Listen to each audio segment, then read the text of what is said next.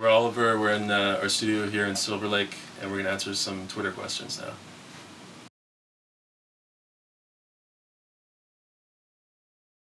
Multiple sources. I mean, like we said before, a lot of stuff. We listen to a lot of music, a lot of old music, a lot of new music. Sometimes we'll hear something on like an old record that's just inspires us, and kind of try to figure out what it is about it that's cool, and sort of recreate it a little bit. What are some other ways that we? Yeah, a lot of it's from records, little bits. You know, maybe it's a bass line or something. We're like, oh, that's kind of cool. We'll just play it, and then it always ends up evolving into something else. But if you're having a hard time just writing something from scratch, I find it's always good to have some kind of idea when you're going through. Yeah. Could be like a little vocal sample, or maybe a drum groove that has like a good feel to it or something like that. But yeah, you always kind of have to go in knowing what you're gonna do. Like that it's that nice remix we started on. You know, I was listening to like some library soundtrack thing, and I was like, I kind of like this. You know, it sounds cool when you filter it and stuff. And then just tried to play something similar to that, and then it just ends up taking a life of its own at the end. It doesn't really sound anything like it. So. Or just stuff that current music that's coming out that's really. We like to listen to things that sort of are challenging and sort of push our boundaries a little. Like, oh, well, that's, you know, sort of a unique sound. I wonder how that was achieved. And then, you know, during the process of kind of trying to sort of emulate it, we figure out something new that way. Yeah. But, you know, yeah, a lot of new records, like, sometimes it's not even the music that we like, it just might be like some production techniques, or like, you know, some big room house record that has like a really cool snare sound, or like some kind of fill, or it's doing something interesting. We might just take that. Yeah, something will you'll pick up on it, and it's, you know, it's also cool that we've tried to do is come up with some sort of a song title.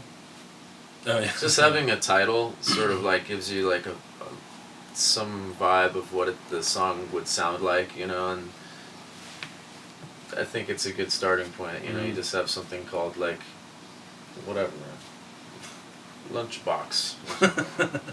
What does that sound like? I don't know. What does Lunchbox sound like? Yeah.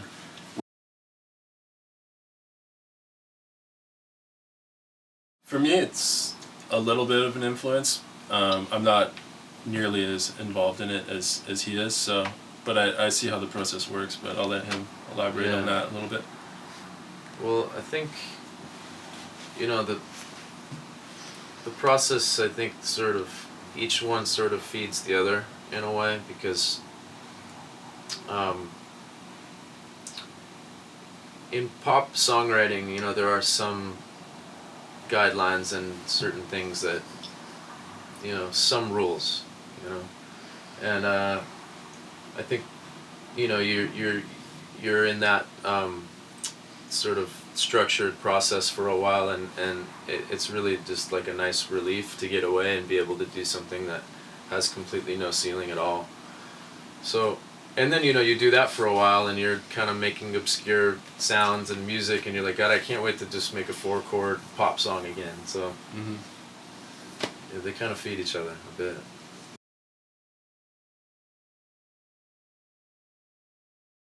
I don't know. We like to do it.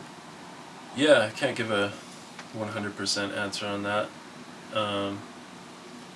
Be fun. If not this year, definitely next year. I mean, we'll probably be at Coachella, whether we're actually playing at Coachella. Yeah, so it'll definitely be an appearance. We'll be there. Maybe we'll be DJing, high on drugs, naked in the desert, rolling in the sand. You know what I mean? But who knows? You might catch me barefoot, you know, like with some like hemp necklace on, spinning around in circles. But spiritual. Yeah.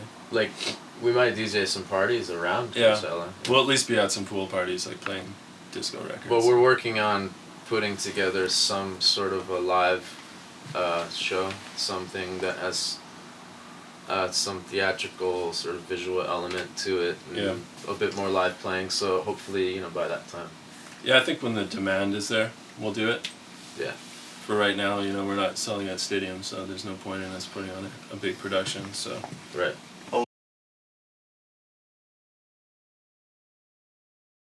for people that don't know what that is, it's just like it was a little, almost like a mini mix that we did of just a bunch of ideas and stuff that we started but never finished, which is we've only basically added on to that pile. I don't know. Is there anything in there that I don't think there's anything in there we're gonna finish. Well, we read something. Vaughn sent me a link to Tiga's 6.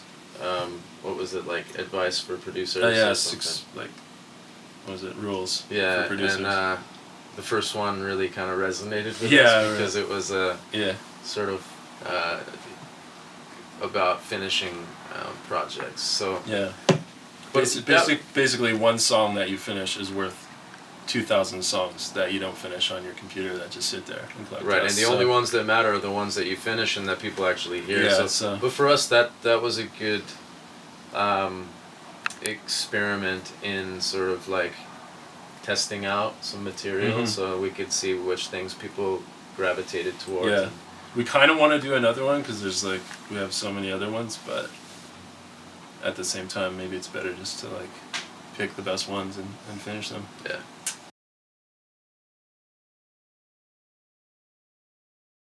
Well, Vaughn's like a master engineer, mixer.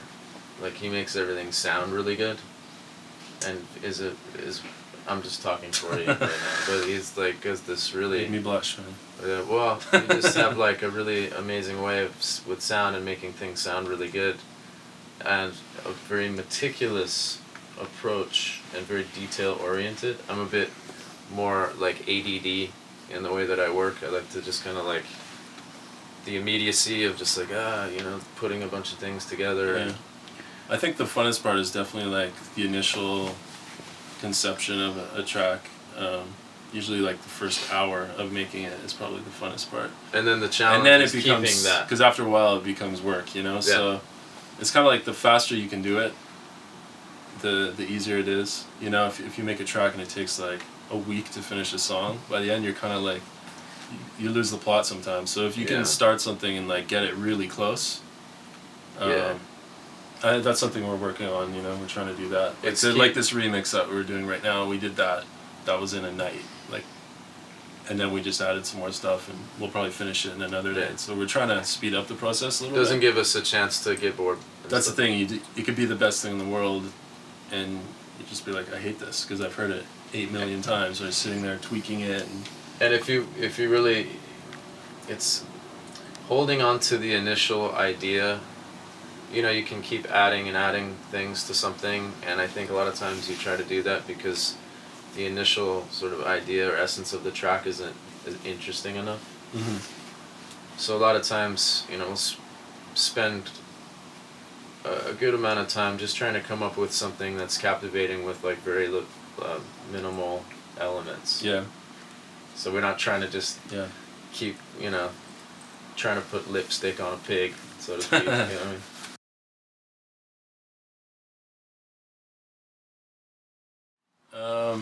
Yeah, I don't remember specifically what that was. I know it's a couple of things. I know one is probably like 2 or 3 layers.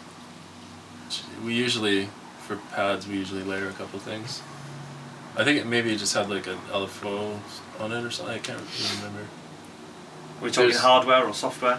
I think that one was all software. Yeah. So there's definitely a layer of like Silent, I can guarantee that. I know there's a Silent in there, and I'm pretty sure that we actually did another track that were samples of one of these keyboards on top of it, like an Oberheim or something like that. But yeah, it was kind of the chords themselves, and I think a lot of times people forget that like the actual voicing of the chords is probably more important than the sound itself. You could use anything to make something sound lush or whatever. So. Yeah, I don't want to make any promises just yet, but that's something we really, really want to do. We just have to wait you know, first of all, we got to find a label that's willing to put it out. Something that's the right fit for us, which is kind of hard because we make kind of weird stuff, but yeah, I think we definitely want to do it. You know, the sooner, if we could do one have one out in a year, that would be great. So I think that's the next thing. We had an idea that we would like to try to do a couple of albums like pretty quickly with a certain a bit more of a high concept idea with a limited equipment setup, so that each one kind of has its own. Yeah, something we really liked about, especially older records, is even hip hop records or like a Lips Inc. record or something like that, or the Cars or whatever it is. You could really tell that they were only using like a few pieces of gear, and everything was processed the same way, so it had a really consistent sound. It was really like a snapshot of a moment. Yeah. In someone's career. We always thought it would be cool to just like pick like a few pieces of gear, like one drum kit, and be like, okay, make a record out of that. It's just kind of more interesting. Create the rules and the boundaries from within what the record's gonna be, and then go crazy. Because right now there's just like there's too many options. You know what I mean? It's a little confusing now. There's just so many sounds and everything's available. So it'd be kind of cool to just strip it down to a couple things. And so we might try to do that. Mm-hmm.